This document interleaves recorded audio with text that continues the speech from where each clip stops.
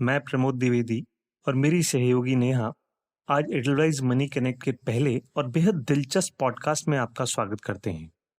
मैं और नेहा आप सभी को रामायण से कुछ अनमोल किस्से बताएंगे। दोस्तों, बचपन से हम लोग कहानियों के माध्यम से लगातार अच्छी बातें सीखते आए हैं। पंचतंत्र की अनोखी कहानियों या फिर परियों और राजाओं की उन छोटी छोटी कहानियों को कौन भूल सकता है, जो दादी माँ हम सभी को सुनाया करती थी। इस सेशन में हम भी आपको कहानी सुनाने वाले हैं, लेकिन एक ट्विस्ट के साथ।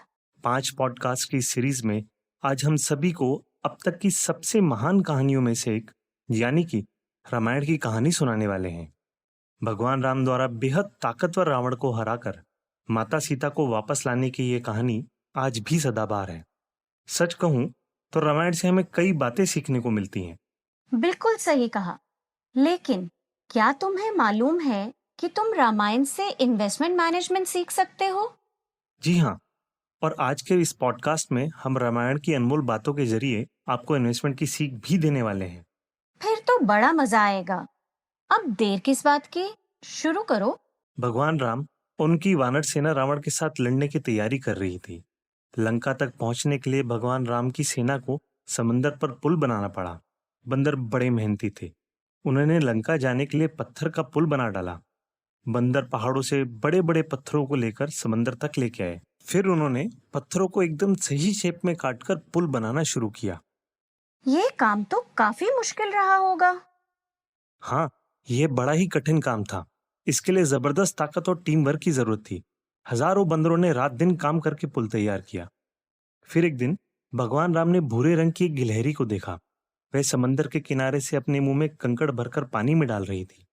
गिलहरी बहुत छोटी थी, इसलिए वह अपने मुंह में एक बार में केवल एक कंकड़ ले जा सकती थी। वह बार बार किनारे से कंकड़ ले जाकर समंदर में डाल रही थी। गिलहरी बड़ी देर से ऐसा कर रही थी। इसी बीच एक भारी भरकम बंदर उसके रास्ते में आ गया, जो अपनी पीठ पर एक बड़ा सा पत्थर ले जा रहा था। बंदर को बड़ा गुस्सा आया। वह गिलहरी पर चिल्लाया, बेवकूफ गिलहरी, तुम ये क्या कर रही हो? यहाँ से चली जाओ। हमें तुम्हारी मदद नहीं चाहिए। तुम हमारे काम में टांग अड़ा रही हो। गिलहरी डर गई। फिर भी उसने भारी भरकम बंदर की ओर देखा और कहा, मैं पुल बनाने में भगवान राम की मदद करना चाहती हूँ। गिलहरी की बात सुनकर सारे बंदर जोर जोर से हंसने लगे। अरे मैं बताती हूँ कि सारे बंदर क्यों हंस रहे थे। बंदरों ने सोचा होगा कि नन्ही सी गिलहरी इतना बड़ा पुल बनाने में कैसे मदद कर सकती है। सही कहा तुमने। भगवान राम ने देखा कि बंदर नन्ही सी गिलहरी पर हंस रहे हैं। उन्होंने बंदरों से कहा, आप लोग बड़े बहादुर और ताकतवर हैं और इसी वजह से आप लोग बड़ी बड़ी चट्टानों को उठाकर समंदर में फेंक देते हैं। फिर भी नन्ही गिलहरी हमारी मदद कर रही है। यकीन नहीं होता। बंदर बिल्कुल सही कह रहे थे। इतना बड़ा पुल बनाने में एक नन्ही सी गिलहरी भला क्या मदद कर सकती थी? सुनो, उस नन्ही गिलहरी के अलावा कई छोटे छोटे जानवर भी कंकड़ पत्थर समंदर में डाल रहे थे। इस तरह बड़े पत्थरों के बीच खाली जगह भर जाती थी। इतना ही नहीं, गिलहरी जो छोटे छोटे कंकड़ समंदर में डाल रही थी, उससे पूरा स्ट्रक्चर एक साथ जुड़ गया और पुल काफी मजबूत हो गया।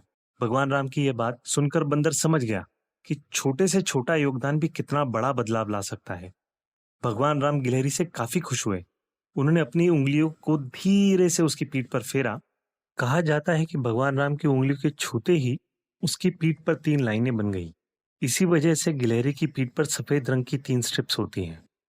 ये कहानी तो बड़ी अच्छी है और अब मुझे भी धीरे धीरे समझ आ रहा है कि इससे इन्वेस्टर्स भी काफी कुछ सीख सकते हैं। जरूर सीखेंगे। बताओ, तुमने क्या सीखा? हर कोई अपने सपनों और अपने दिल के अरमानों को पूरा करना चाहता है।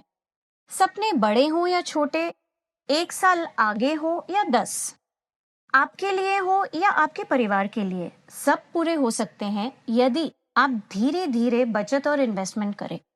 बिल्कुल सही कहा। अपनी फाइनेंशियल जर्नी शुरू करते समय लोग अक्सर इस बात को लेकर परेशान रहते हैं कि उनकी आमदनी काफी कम है और इसी वजह से उन्हें अपने सपने दूर लगने लगते हैं।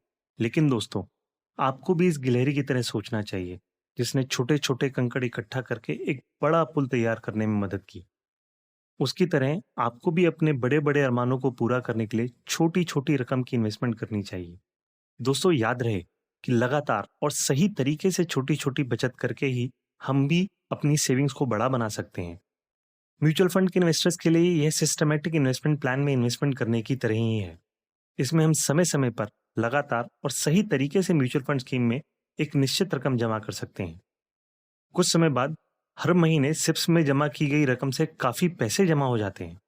उदाहरण के लिए मान लीजिए कि आप एक इक्विटी म्यूचुअल फंड में हर महीने 2,000 रुपए की SIP से शुरुआत करते हैं। सालाना रिटर्न की दर को 10% मान लिया जाए तो आपके ख्याल से 10 साल में यह रकम कितनी हो जाएगी?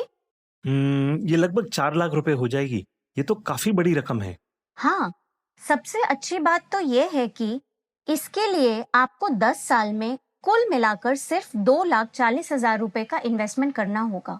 और मान लीजिए कि अगर आप अगले 10 सालों तक इन्वेस्टमेंट करना जारी रखते हैं तो आपके इन्वेस्टमेंट की कुल रकम बढ़कर 4,80,000 रुपए हो जाएगी।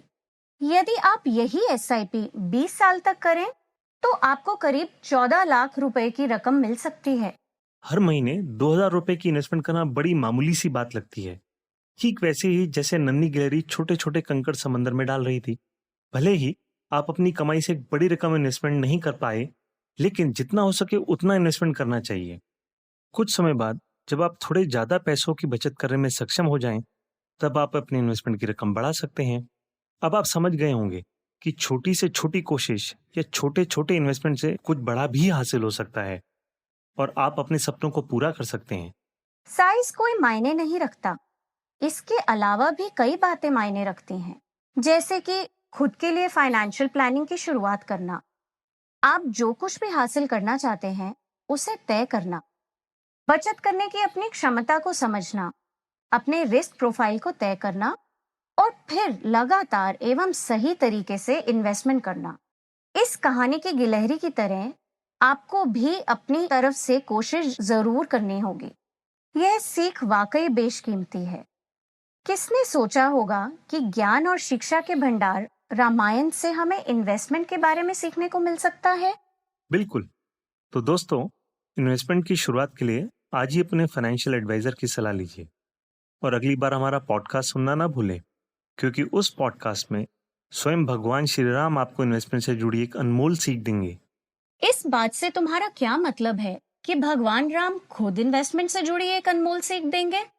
इस राज का खुलासा हमारे अगले यानी दूसरे पॉडकास्ट में किया जाएगा। तो दोस्तों, ट्यून इन करना भूलिएगा नहीं। आप Edelweiss money connect podcast Edelweiss mutual fund के वेबसाइट, स्पॉटिफाई और गूगल पॉडकास्ट पर भी सुन सकते हैं। यह पॉडकास्ट एक इन्वेस्टमेंट एजुकेशन इनिशिएटिव है जिसके द्वारा हम आपकी इन्वेस्टमेंट की जानकारी बढ़ाना चाहते हैं। आपका दिन शुभ हो।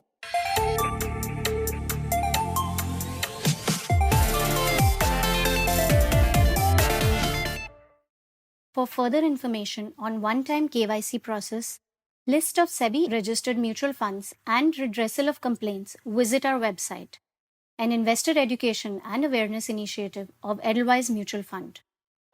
Mutual fund investments are subject to market risk. Read all scheme-related documents carefully.